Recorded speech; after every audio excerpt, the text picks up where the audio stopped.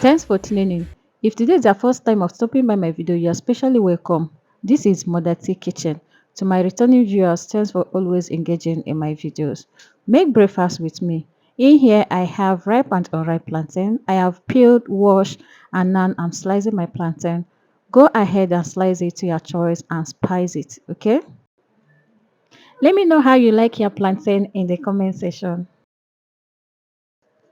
I used only salt to spice my plantain. Ensure the salt go around the plantain. Allow to settle for 2 minutes before frying. I use pot to fry instead of pan. Reason being that this pot will contain lesser vegetable oil to pan.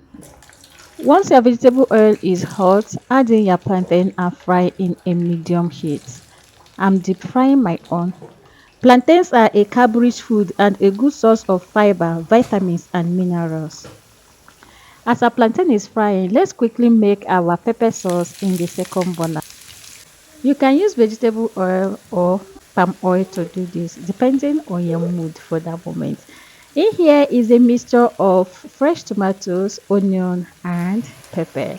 This is both of them boiling very well. This is a very quick recipe that you can try out. This is seasoning cube, crayfish, salt. Okay, make this combine very well and your pepper sauce is ready. Drop the city and country you're watching us from in the comment section. I will send you special greetings in my next video. My today's special shout out goes to my returning viewers. Thanks for always engaging in my videos. This is a simple recipe that you can try out for your breakfast. Thanks for watching to the end. See you in my next video. Bye. After watching, don't forget to comment, like and share this video.